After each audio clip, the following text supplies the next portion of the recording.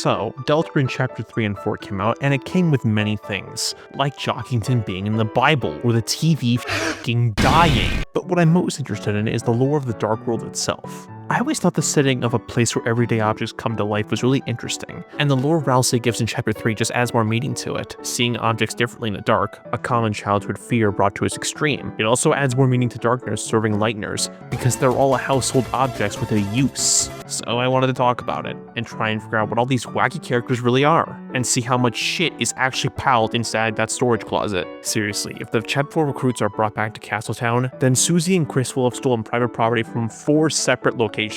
I'd wonder why the police haven't stepped in, but but I'm not just going to talk about the characters. I'm discussing everything in these worlds, from the items to the equipables to the fucking teacup rides, because it is my duty to research things that literally nobody cares about. I'm breaking these down into 7 categories: characters, enemies, locations, items, armor, weapons, and objects. I'll try and identify what each of them are to the best of my ability, with just a bit of guesswork thrown in there. If my verdict is colored white, then it's probably true, whether that be because of their design making the inspiration clear, or that we literally see their light world counterpart. If it's in blue, then I'm making an educated guess. The game doesn't make it clear what they are, but I'm still decently confident. Yellow verdicts, though, are just me pulling shit out of my ass. I imagine ones with yellow verdicts weren't designed with light world counterparts in mind, which is totally fine. I think Tricky Tony has bigger priorities than figuring out what a golden Sam is supposed to be. 3 rules though. 1, no one knew shit. 2, I'm only counting Dark World things that were already there, not built by people inside the world during the events of the chapter. And 3, I'm excluding Ralsei's weapons, because we just do not know enough about him and what he represents. Unlike with Chris, Susie, and Noelle's gear, we don't even know what the scarves even are. Most of them don't follow the same pattern of having real-world analogs. They read like they're actually magic, so I'm not going to talk about them. Also, shout out to the Deltarune wiki. Their descriptions and trivia about this game made this project so much easier. But I didn't just use their words, don't worry. This isn't just going to be me reading text. Anyways, without further ado, let's begin. Starting with...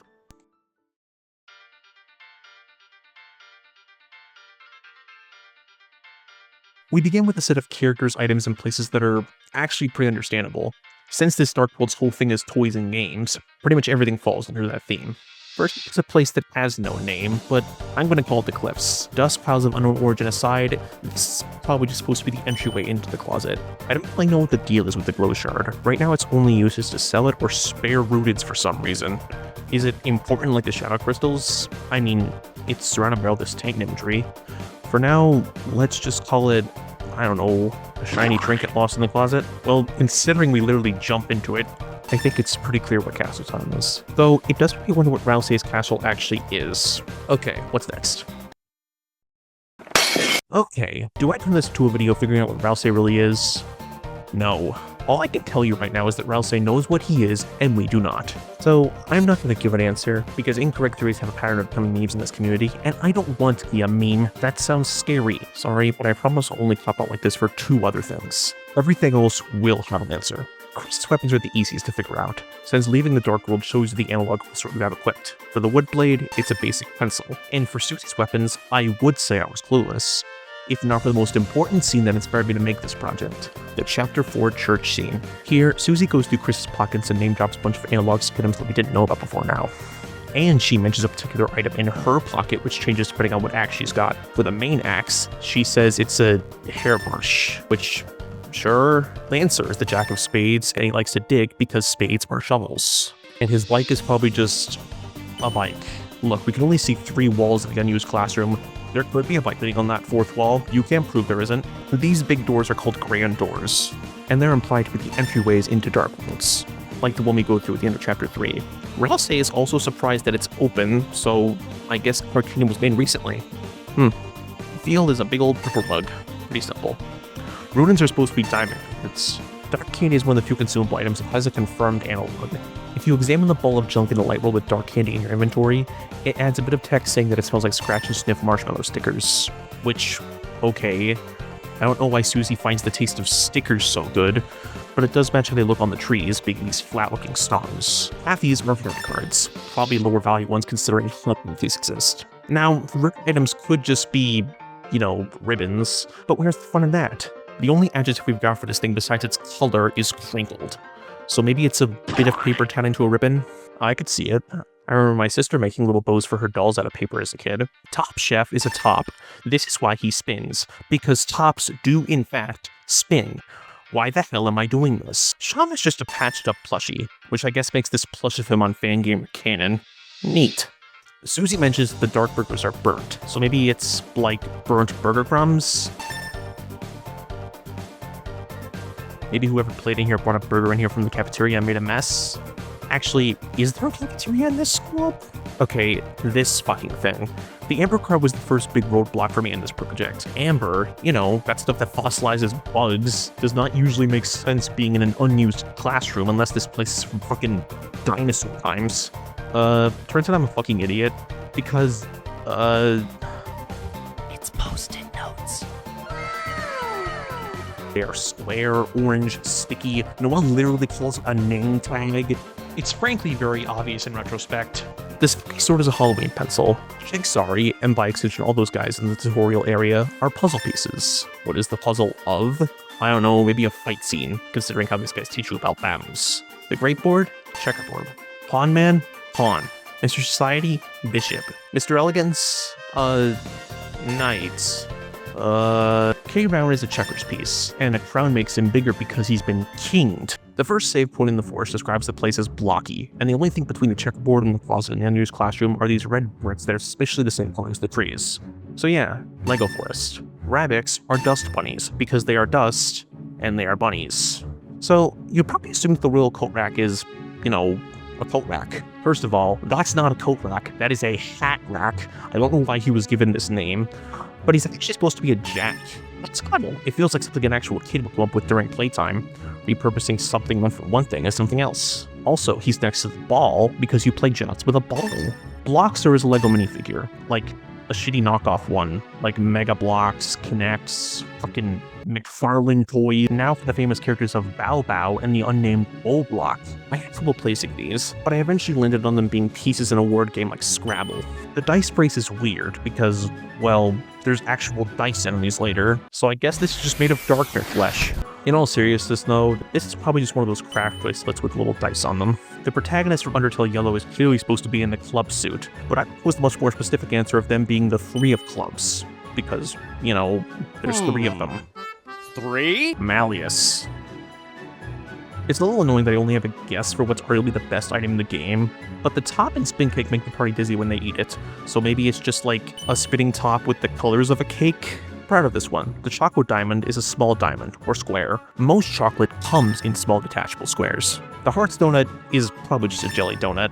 Yeah, it's very disgusting that you can eat this expired, probably very moldy piece of pastry, but I can't think of any kind of plaything that has dark red fluids on the inside. And to top the Big Seal trilogy is the Lancer cookie, which may not even be a cookie. He says that they're hand-formed in Chapter 2. And you know what else is hand-formed? Clay. I always thought there was a line of dialogue implying that the cookie was clay, but I guess there isn't. But I'm sticking by it. Okay, see a worm that eats leaves and says, "Such is the way of the worm."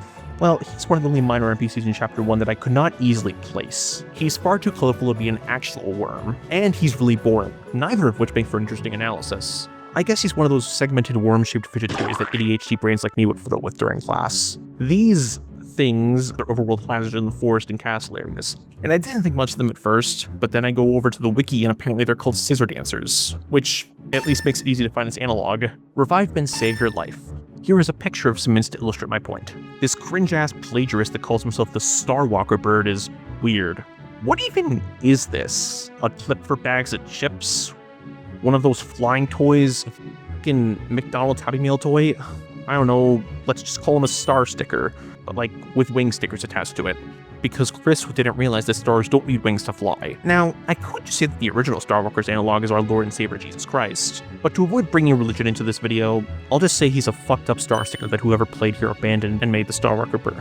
Maybe they cut the sticker with scissors to make 2 of the points thinner to make legs, which is why he looks so uneven. The egg is an interesting one. It's the first of 2 items to not change at all in the light world, so my job's already done. The Art Castle is this big-ass closet in the corner of the room. Cards are pouring out of it, it's got multiple shelves to make the floors, it's a monochrome color like the castle itself. It all checks out. Despite school being prison, I don't think that the iron shackle is actually a chain. I think it's bracelet made of chains. And maybe it's like pointy or something to explain the attack boost. The pair of eyes are glow-in-the-dark eyeball stickers. Yeah, you thought I'd forget about the pair of eyes, didn't you? Ha! Don't you look stupid. Now, I think this one is the biggest stretch of the video. I have zero confidence in this idea, but at the same time, I can't get it out of my head. So, you know those cages holding the kings and the animals? Well, a friend of mine named Maria proposed an idea. What if these are boxes of animal crackers? Chapter 1's Darkners follow this common theme of using shit meant for one thing for something else, turning playing cards into characters, using a jack as a hat rack, and making a clump of dust into a bunny. And when you play with shit as a kid, what's used to represent something that you didn't have? A box. Because a box can be anything with enough imagination. Say, even putting holes into it to make it a cage. But why does it have a face, you may ask?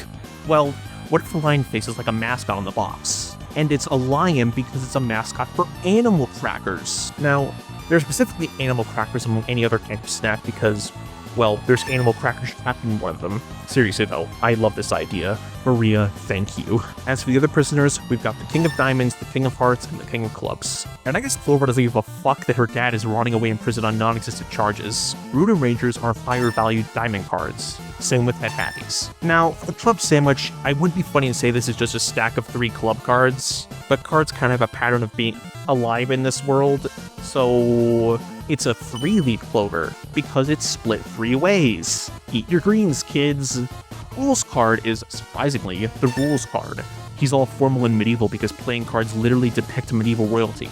He even has little bullet points on his chest. Cute detail. I'm not sure why they're backwards, though.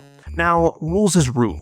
Google defines a roux as a mixture of fat and flour used in mixing sauces, and I just say that's what it is. If not for Noel holiday. Noel says this shit tastes like jump rope. What? Aren't the worms the rope? Well, okay. I don't argue with these things, I just named them. In the church scene, Susie calls the brave axe a toy axe, but the flavor text elaborates, saying it's for blocky warriors. This implies not only the existence of a bloxer, but also a lord fighter or even a blax wielder. But do we get to see them? No, because Deltarune does not have its priorities straight. I mean, his name kind of tells you everything you need to know. You're a big boy slash girl slash preferred noun you prefer to call yourself. You can figure out what king is. I believe in you. The key to Jevel's cell probably isn't supposed to have an analog. Proud of this when I thought of it. What if it's the key to something in the closet? The thing you need to unlock is inside the castle, which, you know, is in there. It could be a locked drawer or something. I like it. I don't care what anyone says, Jevel is still my favorite secret boss. Best design, best music, best personality, almost the best attack seconds of the night, which is why I'm really frustrated that the fandom doesn't give a fuck about him. Anyways, he's the Joker, like from that one movie, The Joker 2. Like with Spanton, it's implied that Jevel literally transforms into the thing that he gives you. And our old friend the church scene confirms the touch for the Devil's Knife. It's literally just him, the card. And I guess the Jevel's tail is probably the same thing.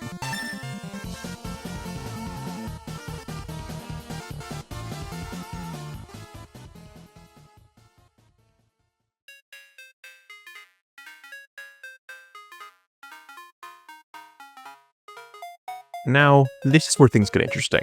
I've seen people try to map out the cyberworld across the computer lab, like with Chapter 1 of the Unused Classroom, but I don't think that's the right way to go about this. The cyberworld isn't just a computer lab, it's a world inside the internet. And I think that makes it the most interesting of the 5 Dark Worlds so far. It personifies things that don't have a physical form past this screen. It's cool. But anyways, let's start with all the new stuff at our hub. The DD burger is 2 burger crumbs. I don't know why we needed Malleus to make this. Now, considering the trouble I had with the Amber card, you can probably imagine the difficulties that came with 2 post-it notes sticking together and apparently making a shinier one that attracts more money, but it's probably just 2 sticky notes stuck together, because that's literally what it's made of. Again, why do you need a squeaky hammer to make these things? Now, King's Cage is another thing that I originally wasn't going to count, but when I was playing through Chapter 4 for the first time, I caught this line from Noelle. I'll go get my old hamster cage. First off, she doesn't have a hamster. And second, we never see this cage. Chris interrupts everyone before she can find it. I think this cage being so obviously hamster themed is enough to make me think that's what this is.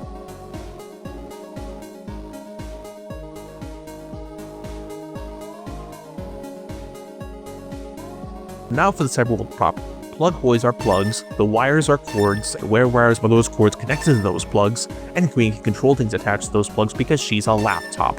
I thought I had a lead for the Cyberfield's analog with this NPC here, who called this place the Memory Sticks, but that doesn't make any sense. But thankfully Maria stepped in again to say that it's probably supposed to be a circuit board. It's green, it's electrical, shit lights up. I think it works. The glow wrist is a bunch of tangled wires that Chris just steals, I guess. So there are so many of these goddamn teacup fries that I can't just ignore them. But funny enough, they actually fit in perfectly with the previous one. So what do these things look like? Screws. And what secures things like circuit boards? Screws. Plus, we're literally unscrewing these things with each teacup ride, and by the end of the chapter, these computers look pretty busted. Chris is just breaking apart these computers by unscrewing and unplugging integral parts of them. Literally, in Chapter 4 Pacifist, Susie says they can't go back into the computer lab because then people will see that they stole stuff. What the hell? There was a small project due on Monday. People need computers for assistance right now. A task is an open window on a computer. You can even see the top bar and the X. The typing puzzles have relations to the whole spelling bee thing, but by itself, it's pretty clear that these are just the computer's keyboards. In 4th and 5th grade, we had these shitty-ass Chromebooks we used, and instead of a mouse, all we got was this red nub on the keys. So no, it's not pronounced Nubert, it's Nubbert.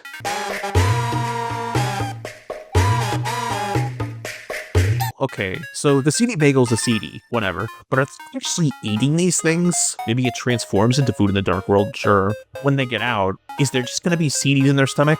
I don't think stomach acid can dissolve those things. Chris, stomach ulcer theory. I just realized the hacker wants us to find blue check marks so we can get verified on Twitter and be cool enough to be invited to Queen's party. Pretty slick move for a mouse cursor. The fact that there's so many enemies based on viruses in this dark world makes you worry about the hometown population and how smart they really are online. I feel a little bad that Toby really tried to push Sweet Captain and KK, foreshadowing them for the entire first area, them being this constant presence and even helping you fight Giga Queen, and having like 10% of the Chapter 2 soundtrack being dedicated to their name. And then nobody really cared.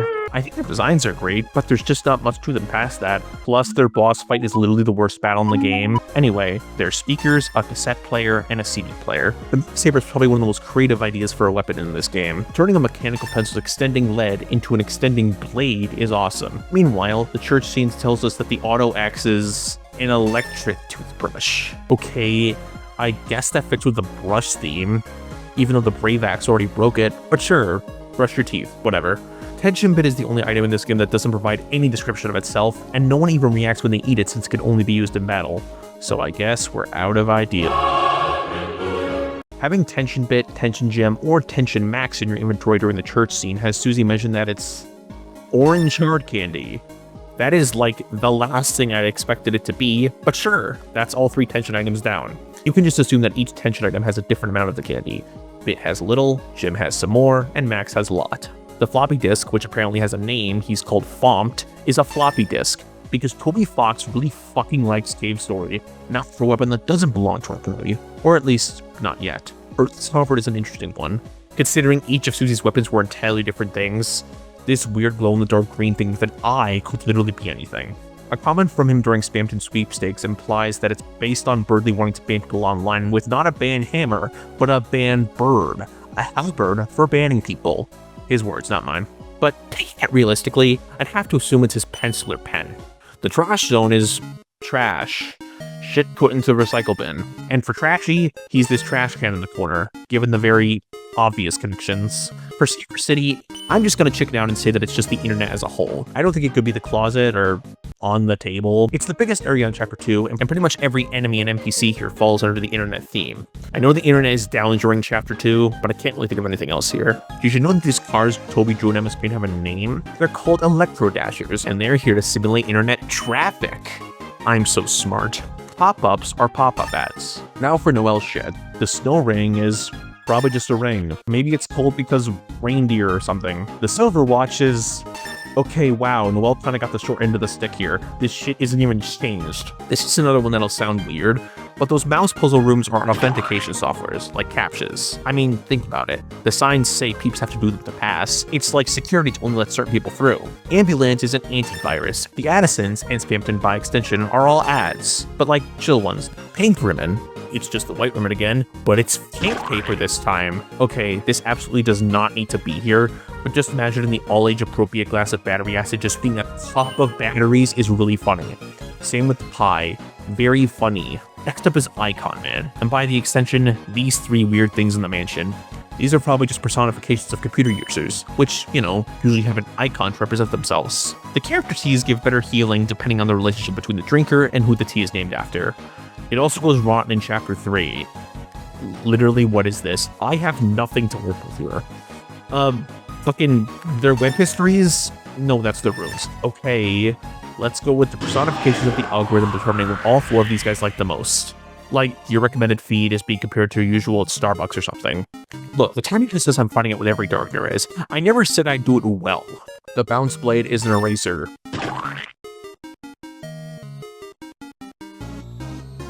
Mouse are computer mice. I was dreading getting to the banana because it's literally just a setup for a joke, but actually I got it pretty quick. It's just a JPEG of a banana. Maybe Queen just really likes banana JPEGs. I don't know. Spamton specifically is implied to have been a spam email for a car dealership. How exactly does the spam email communicate with a TV?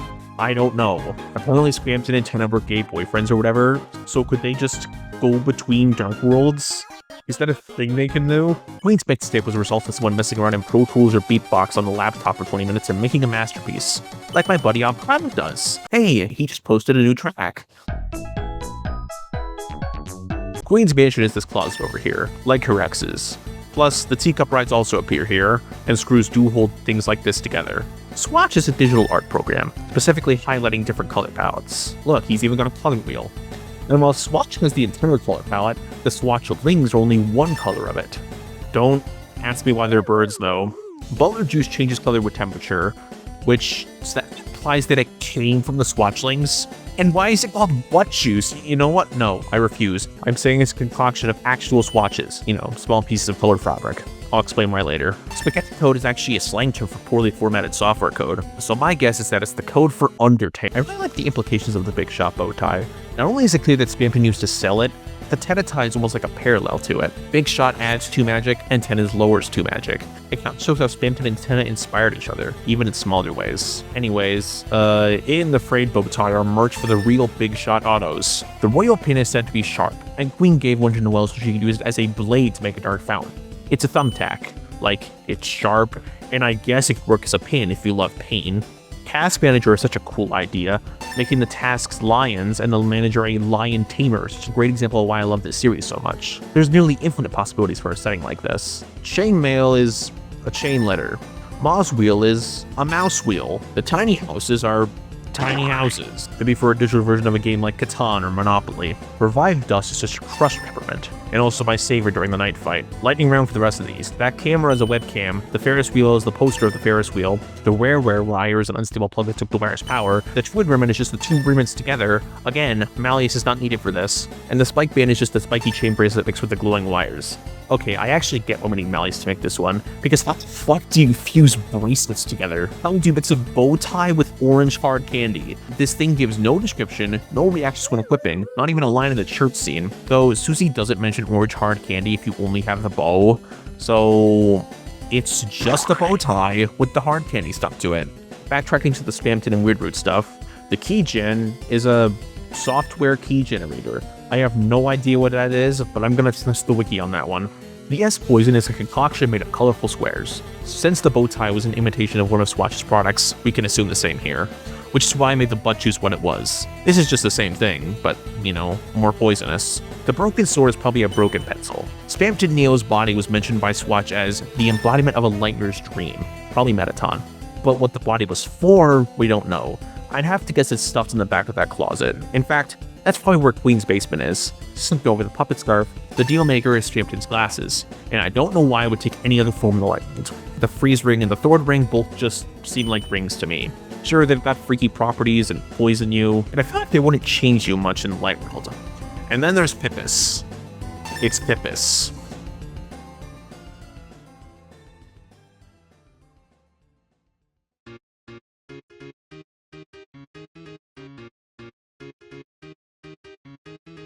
I didn't have much issue with Chapter 3, actually. Pretty much everything here is clear-cut. In fact, this chapter not only has the lowest number of entries, but also the lowest number of theories. Only 4 blue verdicts and 3 yellow ones. Everything else I'm pretty damn confident in. This big guy is the couch. Also, there's like no other place I can mention this without it being weird, but Susie and Chris fucking swap positions between chapters. Looking from the back, Chris is on the left side of the couch in chapter 2, but then in chapter 3, they're on the right. Well, is probably my favorite Dark World in terms of its world building. It's this huge desolate wasteland with Tenna's shiny TV studio on top of it. You can speak to Shadow near the end of the chapter about how this place used to be this big wilderness until Tenna arrived, forcing everyone there into signing his contracts. The thought looked way more lively out here when the family was still together and watched TV, but now it's just empty. It kind of explains why there's not a lot of things in this Dark World that aren't related to the TV, even though this Dark World is the entire house. Anyways, Tenna is Mr. Puzzles from SMG4. Now, let's talk about this crowd. These guys cheer for literally anything, but they don't speak otherwise. So I thought they were just fake, you know, like a coping mechanism to make Tenna think people still actually like him. But then I saw this fucking scene, where if you do the Pippa scene without having beaten Spampton, the crowd talks to him.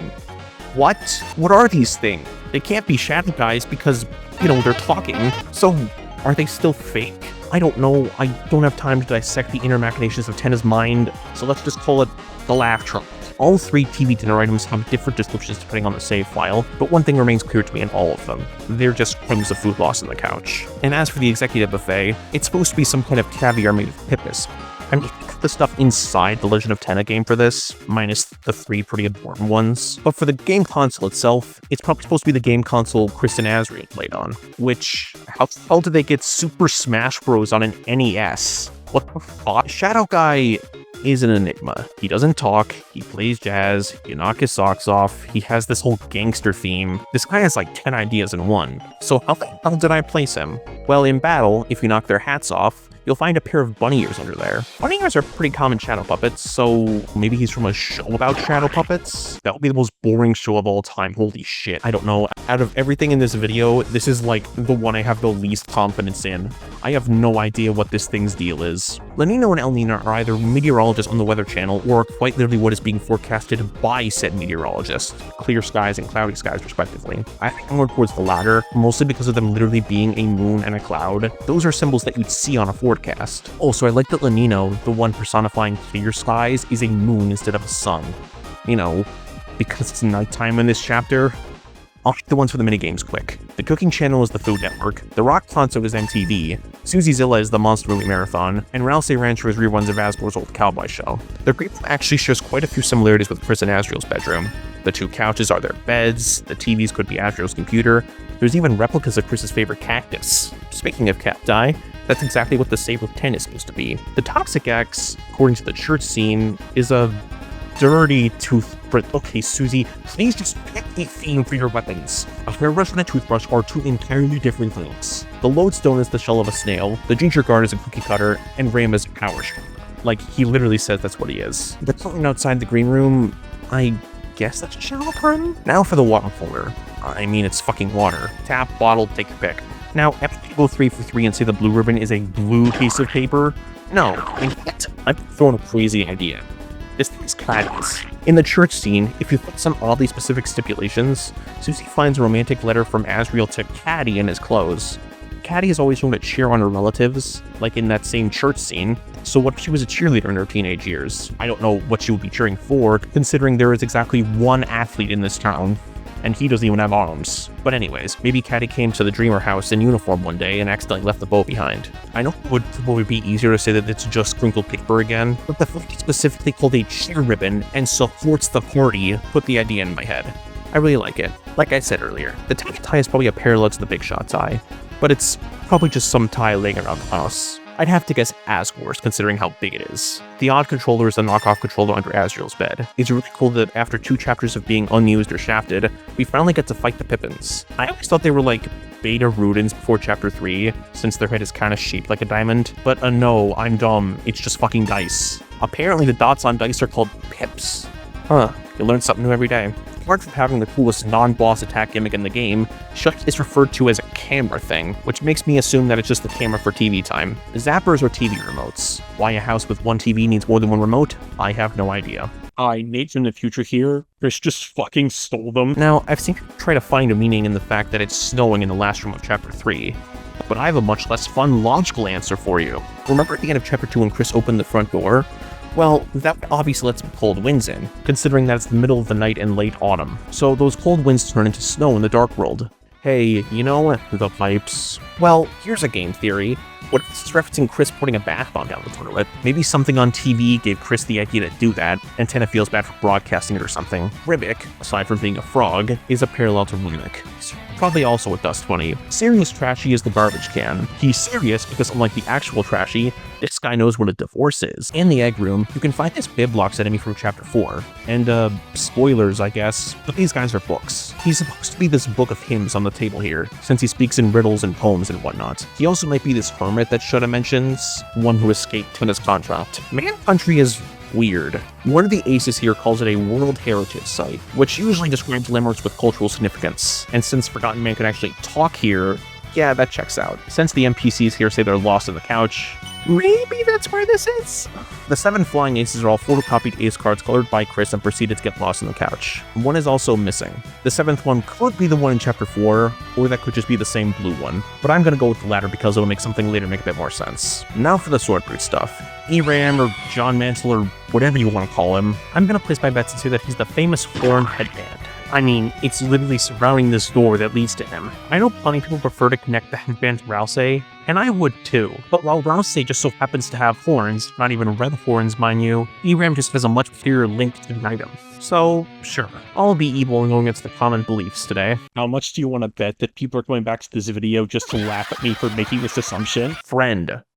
What the fuck? That and the Shadow Manager are the other things I'm not identifying, but unlike Ralsei where there are plausible theories, we just have absolutely no idea what its analog is. And sure, that didn't stop me before, but those are all everyday objects that I could reasonably think of. The Shadow Mantle is clearly magic. I mean, if you believe that the Shadow Mantle was King's Cape, it can literally fly. I wouldn't be surprised if it was like Black Shard, where it doesn't even change form in the right world. The famous item Flat Soda is a soda from the fridge.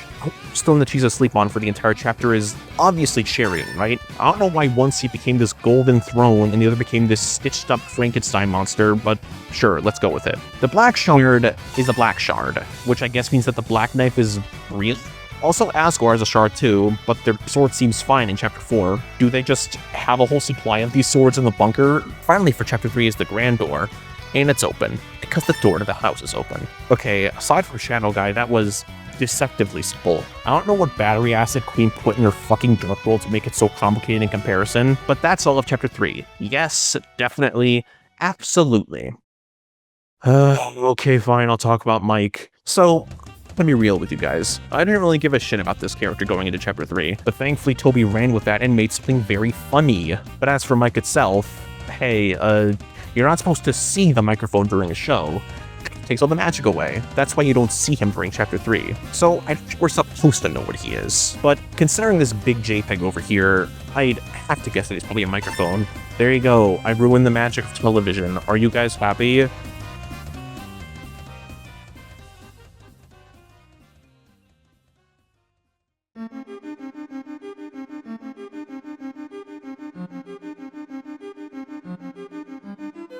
And here we are, the finish line within sight. Chapter 4. And it wasn't nearly as hard as chapter 2 either. Seriously, Queen, what the hell are you on? Some of the stuff in these 3 sanctuaries gave me headaches trying to find analogs, and others just made me chuckle. It's definitely the most mixed of the 4 Dark Worlds so far, being a mix of straightforward verdicts and very elaborate ones. If you find Azrael's letter to Caddy I talked about earlier, you get some old chocolate called the Ancient Sweet from his jacket. I don't know why this thing heals 400 HP when it's at least a year old, but hey, maybe Chris just likes expensive food. So randomly in chapter 4, this rooted in Castletown turns blue. He says its color faded, which is weird. My guess is that this rudin is the 7th flying ace. Chris just kept this one and didn't forget it, and recolored it to actually match the other diamonds. There is also that other blue rudin in the egg room, but now on to the Dark Sanctuary proper. And this place, and by extension the second sanctuary, is the lobby of the church. They may look different, but the fountains were made at the exact same place. The prophecies seen on these glass thingies are probably just supposed to be excerpts from the Bible of whatever this religion is called. Deltaruthianity? Deltism? Yeah, let's go with Deltism. For a building with only 2 pianos, there's quite a bit of these piano puzzle things. Since there's a much bigger contender for the piano's analog later, I'm not really sure what to put here. A singular piano piece? Wei is an interesting fellow. His identity is simple enough. He's a waxy spirit who eats flames. That's a candle. But why the Chinese dialogue? Well, I did some unnecessary digging, and I found out that he's literally skipped the Chinese character for Ghost, and he shares a name with a spirit in Chinese folklore that brings misfortune, illness, and death. I don't know, the guy seems kind of chill to me. These guys are called church wafers in the files, which means they're those pieces of styrofoam that the church calls a wafer. At least freaking the one made you feel like a badass. These were just you. Ralsei tea apparently sounds like the church choir according to the party's reaction to it. So this tea has the bold title of being the only Dark World item to be based on a sound. Balthazar's incense, probably from this thing in the office. And now it's time for everyone's favorite, Old Man. Darker candy is literally just dark candy from chapter 1, hence how you can get it by just having dark candy in your inventory, which will age into it by chapter 4. It is exactly the same thing as dark. Scratch and sniff marshmallow stickers. Though the flavor text says they're now toasted. It's a sticker, and marshmallows don't taste better with age. They get crusty and shitty. Why are these super eating stickers? Now for the old man's study, which is actually just Alvin's study. You got the desk, the juice and wafers he sells, and consider Gerson wrote passages for the church. This was probably his office at some point. And here begins what I like to call the fruit juice conundrum. So, Scarlet is clearly supposed to be the fruit juice, right? It's fruity, Susie loves it. Noelle says Chris, the fruit juice addict, can have the last drop, but okay. I know I'm going out of order here, but to figure this out, we need to talk about the bands. The Mystic Band and the Power Band are parallels, and each one is standing for something. The Power Band with a red liquid, and the Mystic Band with amber. So, are they juice? Well, no. I think the much more simple answer is that the bands are the bowls the juice was served in. I don't know how they turned from bowls to armlets, but sure. The bands are the bowls, and the star elixir is the red fruit juice. What happened to the yellow fruit juice? I don't know. It probably died in Vietnam. Back to the shop. Wafer guard, which... Wait, wasn't there wafer NPCs earlier? Their heads were literally made of them. So remember at the start when I said I wasn't counting Ralsei's weapons for this? Well, like Ralsei, I lied, because this is the only one of them that I have an easy analog for. The scarf mark is a bookmark, which I guess does mean that his scarves are real things, but what the hell am I supposed to do with descriptions like delicate scarf, or a sharp and scratchy scarf? I mean, I could just say that, you know, they're scarves. Ralsei is revealed to be Conkington's beard combings in chapter 12, all look like a big dumb idiot. So no, sorry, no scarf analogs for you. Biblioxes, as I so rudely spoiled last chapter, are books of all types. You got alphabet books, books where they spell words wrong, books about fire. Next up is these horny gremlins, the Cuptons. They're red solo cups, like that one song that was always on the radio as a kid. Also, they want the water princess because they are cups. I would assume they would want the fruit juice, but no. I guess they're above spec for church flavored beverages, so good on them. We no longer have our precious church scene to identify Susie's weapons for us. So now we have to actually think.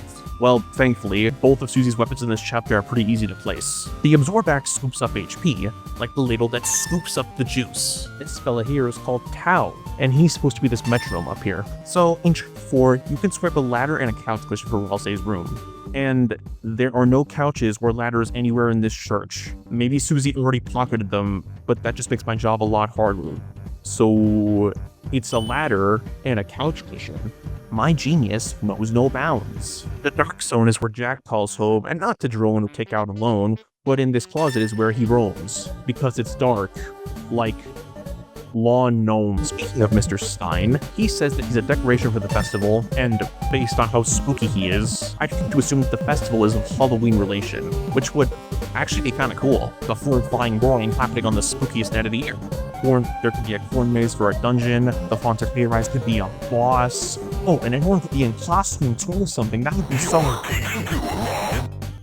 Sorry, geez.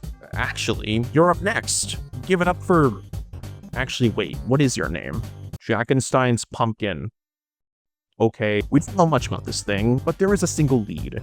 When you find Jack in the light world, Susie mentions that there is other creepy stuff in the closet with him. So maybe he's somewhere in there. The climb claws. They're apparently so small that they can't be seen. All of it because Toby didn't want to make sprites of them. Why does Jackenstein have climbing gear? Well, it says Gerson did used to be a smith, hence the fucking anvil at his study. So maybe he made them before he died, but I guess he didn't need them, since they were stuffed in a closet with Halloween shit. Now for this container of water. It's the holy water in the lobby. It even summons an enemy after you go near it. just like the water has a motion sensor in the light world. Now, Shada says that the water in the water coolers are water spirits, meaning that technically, the coolers in Chapter 3 were also Mizzles, but as for Miss Mizzle, I'd wager that she's specifically the holy water. She's clearly bigger and more valued than the rest. Meanwhile, regular Mizzles are probably from this picture in the office. Okay, I didn't even know this one existed until I was recording footage for this chapter. If you use the Embezzle Act on Miss Mizzle, you get the Bitter Tear, an item that can heal all HP. Its identity is easy to place. It's a raindrop, which checks out considering it's raining the entire time we're in this dark world, but damn, I didn't know embezzling could get you such good shit. I won't happen to use it on regular Mizzles.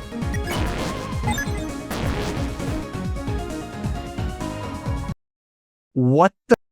Now for the Hammer of Justice. No, not Gerson himself, I'm talking about the hammer he's using in the fight. Gerson's brought back to life in the Dark World through his dust and the hammer. I think the dust made him, and the hammer made his weapon.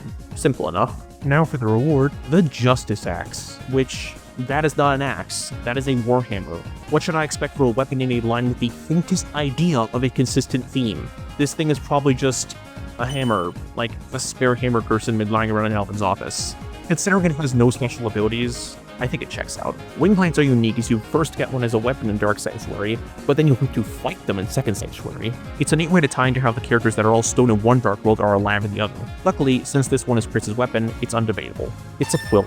Why does the fire extinguisher wobble around like that? And why is it alive in both sanctuaries? Now, early on, Gerson dropped the name East Bell Tower when describing the area with the piano. This title is probably just referring to the box of bells near the piano, which do make up the ceiling of that room. It's a little weird that he says it's to the east when the room with the bells is on the west side, but like, if you're walking out of the office, the room would be to your right, or east, so I guess it checks out. And as for the piano, it's dubbed a piano-like organ by a captain, which ties into this keyboard that can sound like both a piano and an organ. And for our last grand door of the day, this one is more similar to Chapter 1's, where it goes between two doors, the one in the lobby to the third sanctuary. I was initially wondering why the first sanctuary opens back up after you unlock the third, since we already sealed that fountain, but then I realized when you open the door to the chapel, you don't jump in. The smoke comes in and takes over the whole entryway, and Ralsei says that the first sanctuary was formed partially of the third, so I'm there. Now on to Second Sanctuary. These new NPCs are all organics, like the enemies here. I was just confused because all of them look very different from each other, so I just assumed they were all something different,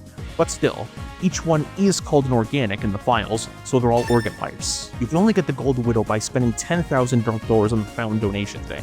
They never imply it's a toy or a plastic fake. They just call it a real golden spider. It also takes your money, so yeah, no, it's alive. Or maybe I'm reaching and this is just another Halloween decoration or something, but I really like the idea that the party is okay with just a fucking spider sitting on their head. Does anyone else think Wickabell looks suspiciously like ghouls? They're both blue, they have the same body type, hell, their arms are in the same position. I'm sure this isn't relevant or anything, because there's only a few ways to humanize a goddamn bell, but still, it's, as Susie says, very sus. Now, if we're taking Ralsei's words as fact, then this is a statue of Gerson brought to life, not Gerson himself, since Ralsei smashes the thing, and he's seen just fine later in the third sanctuary. And I didn't remember any statues of the guy in the light world, so you know what? He, and by extension every statue in the study, is based on the photo of Gerson that's with the hammer, an image of him turning into a statue of him. For our last location of the day, we have the third sanctuary, which is the main hall of the church. This place combines elements from the two previous Dark Worlds, and every petrified character is freed. I'm not really sure why though. We sealed Susie's Dark World, the place that made the statues and the enemies swap. Maybe the third sanctuary was made first, and the first one only has a bit of darkness to go off thanks to the door being closed, so they couldn't take form past statues, or something.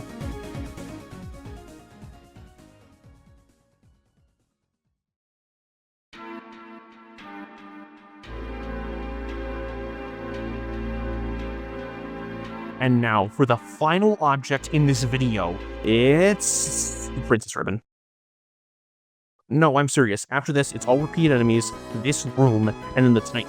Which, yes, by definition, they are a Darkner, but they're not based on an object. They're literally born from darkness, so I don't think they would change form in the light world. So yeah, sorry for the anticlimax. This one is a bit different from my usual ribbon fare, however, as it also comes with a pair of gloves that don't fit anybody. In everybody's equip text, they mention that the gloves don't fit, except for Noelle, who says that Chris won them. Oh, are these Chris's gloves? Well, since Chris used to play piano during service, I did some research on if piano players wear gloves when they perform, and yeah, it varies from person to person, but considering there's all this evidence towards the gloves only fitting Chris, I think it's a good event.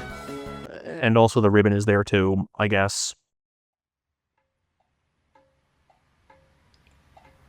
Hey, this is Unscripted Nate here. Thank you so much for watching the video. I've linked a spreadsheet in the description that goes over everything I've listed in this video, as well as a few minor things that I didn't mention or I've added after I edited the video, because yeah, I'm gonna keep updating this. I probably will make an update video when Chapter 5 comes out. In fact, I'm thinking about updating the graph as I played it for the first time. That would be a fun change of pace.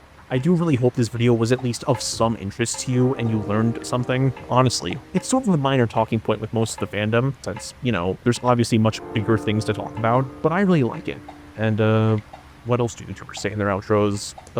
I spent 2 months of my life making a video that answers questions that nobody cares about the answers to, but I don't care because now you all know that this guy is Animal Crackers.